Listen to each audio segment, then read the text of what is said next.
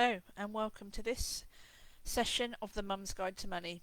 This is tip 9 in our series of 30 days of 30 tips, so keep coming back for the next couple of weeks.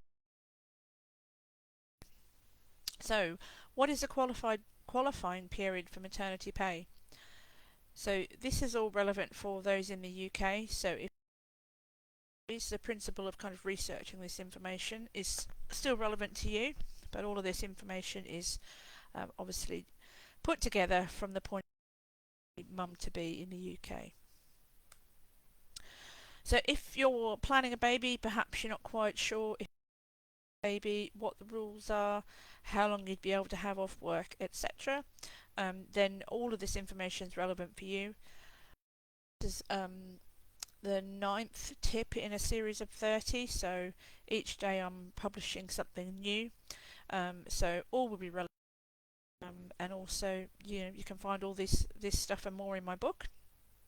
So you might already be expecting, you're a bit confused, not quite sure what you need to do to prepare for maternity leave. You know at some point you're going to run out of money, but you're not quite sure when.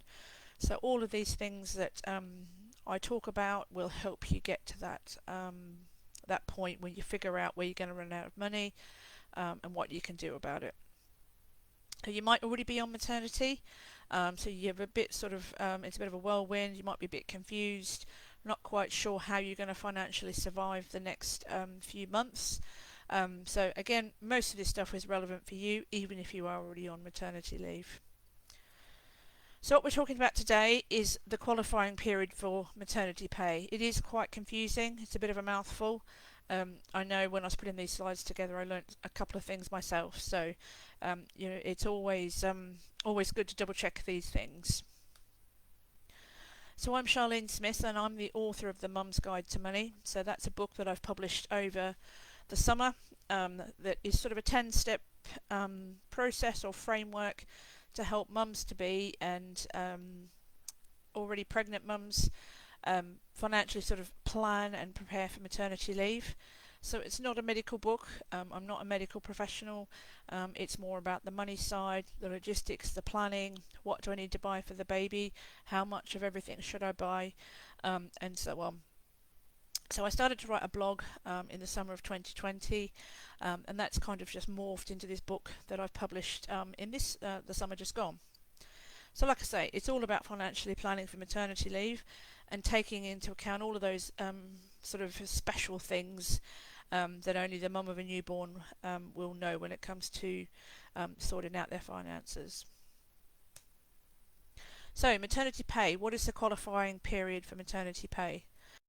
It's just a couple of useful reminders. So when we're talking about maternity pay, it's the money that you're obviously paid from your employer, so only relevant if you're employed, for that period when you're on maternity leave. And it's important that you remember that that you might be away from work for sort of a year and a half, but not all of that is technically maternity leave.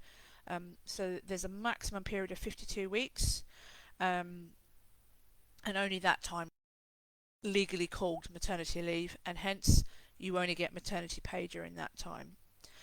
So maternity leave, as I've talked about in other videos, there's no qualifying period. So if you're employed day one, you qualify for maternity leave, but maternity pay does have a qualifying period. So you need to have been continuously employed for at least 26 weeks before the qualifying week. And I'll tell you what the qualifying week is in a second. So roughly before you sort of consider trying for a baby or potentially sort of planning when your due date might be, you should look and make sure you've got sort of 6 months service before you think about that. So what is a qualifying week? So it's actually 15 weeks before your due date. So they're trying to sort of I guess protect the employers a little bit and make sure you do have a minimum sort of qualifying service before you're eligible to claim maternity pay. So it's actually, when you sort of add up that 26 weeks of continuous service plus the 15 weeks before that sort of qualifying week, you do need around 41 weeks of employment before your baby can be due to qualify for maternity pay. So even if you're less than this, don't forget you are still entitled to maternity leave. It's just the paid element will be different for you. So you might work somewhere where the situation is slightly different. So if you work in a very large organisation, or maybe in a government department, or sort of the maternity policies might be much more generous than sort of the statutory amount. So do make sure you do check in on your HR policies, your terms and conditions, because you might not have the kind of length of service requirements to get maternity pay. So yeah, check on that, because it might be slightly different for you, but as a minimum you should be getting statutory maternity pay. Qualifying rules will be sort of the 41 weeks. So if you don't meet that qualification set of rules, so you might have recently changed employers, or sort of haven't got the long enough service, then you should be entitled to maternity allowance, and I've talked about that in I think the video previous to this one. So do make sure you check in on the Department of Work and Pensions website to confirm how much maternity allowance you would get if you don't qualify for maternity pay. So you might still be a bit confused. I know I was when I was putting all this information together for you. So as a quick recap, so that's 26 weeks of continuous service with kind of no pregnancy, and then you've got got to have at least 15 weeks of being pregnant until your due date to qualify for maternity pay. So it is about, I say, 41 weeks before you qualify for maternity pay. Remember, if you don't meet this criteria, maternity leave, absolutely still entitled.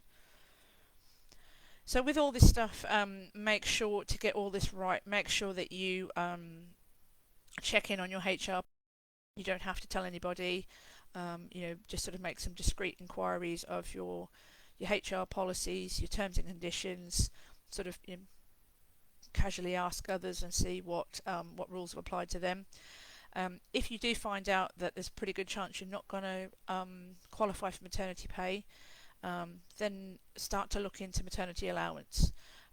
There's no point kind of leaving that to the last minute and then being shocked that, oh, I'm only getting maternity allowance. As soon as you know that sort of not entitled to maternity pay, straight off to the Department of Work and Pensions. Get your head together. What information do I need to provide them? When do I need to provide it? And all of that sort of stuff. So in terms of maternity leave income, this is only kind of part of the story. So you might still, even if you don't qualify for maternity pay, or even if you do, you would still get annual leave that you can use before you go on maternity, and then before you go back to work. While you're away, you still build up bank holidays. So if there was a whole year you were away, and depending on where you live, there could be sort of between 8 and 10 bank holidays you've missed out on. So before you come back to work, obviously they need to either pay you or let you take those days as paid leave. Maternity pay, so I know I just sort of talked a little bit about not qualifying for that, but if you don't qualify for maternity pay, you should get maternity allowance. So that should take you through those first couple of months of maternity leave with some income. You might have some other income from work, so you might have a bonus or something that's owed to you. Just check what else you might be able to get from your work while you're off work. You're still entitled to keeping in touch days. So if you're on maternity leave, think about when you can take some keeping in touch days, because that's 2 weeks of almost full pay, and you don't have to work the whole day. Again, talked about them in other videos, so look up one of the earlier ones, but that's sort of a little known fact that you don't have to work the whole day. So very useful for topping up the bank account when sort of paid maternity is on. Always check on what benefits you might be entitled to. So if you don't know, you won't ask. And even kind of the child tax benefit, lots of people qualify for that. So, and even if that is the only thing you are entitled to, you know, it could pay for nappies or clothes or whatever it might be. So do, you know, make the effort to check in on that. Maternity allowance, as I've sort of touched already, if you don't qualify for pay, then you should, in many circumstances, qualify for maternity allowance. And the amounts are very similar, so it's kind of, if you don't get one, you should get the other, but you shouldn't be massively out of pocket. It's just it's dealt with by different places. Maternity pay is dealt with by your employer. Maternity allowance is dealt with by Department of Work and Pensions. And as we know, with sort of dealing with government departments, it can be quite difficult. So make sure you leave yourself enough time to get that information off to them.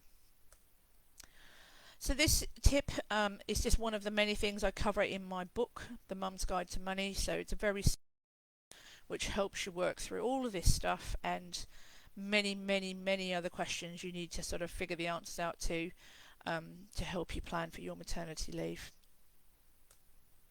So in addition to the book, which you obviously get the book from Amazon, you have access to all this sort of free content that's on my website. So there's a maternity leave planner, so you can download that, take that away. I don't store any information. Take it away, print it if you want to, and use that to help you plan for your maternity leave. So it goes hand in hand with the book. Sort of you've got the book from Amazon, then the free sort of planner workbook that you get off my website, and you know they complement each other really nicely. And then within the planner, there's a link to my budget calculator. So if you're no good at maths, just put the numbers in, and I've already done all the hard maths work for you. So check back on my Facebook page for some sessions I'm going to run to teach you how to do that. So a quick peek inside the calculator. So obviously it's a very dynamic sort of tool that you can use. Here's some quick screenshots, just showing you some examples of some of the information that it helps you sort of figure out the answer to.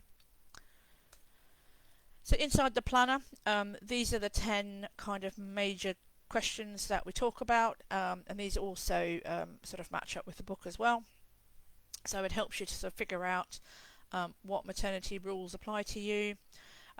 Loads of questions to figure out how long you should take for maternity leave. Really useful. I think that's one of my my favourite sort of chapters in the whole planner.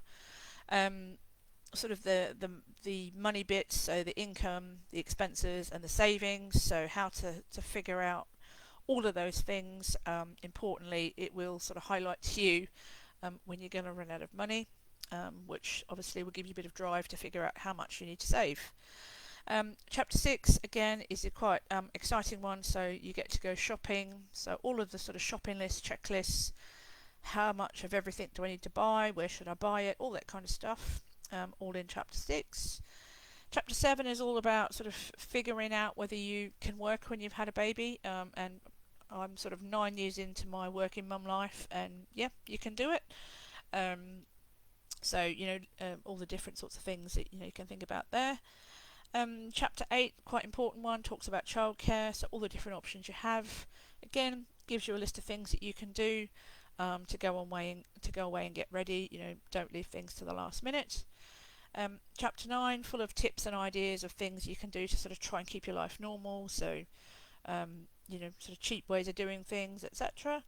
And then the last one is probably the important one out of them all, which is sort of helping you get organised. So when that kind of got to get organised mindset kicks in, it's all covered here in that chapter 10. So there's more sort of checklists and plans and notes and all the things you can do to sort of bring that sort of worrying, unorganised feeling under control.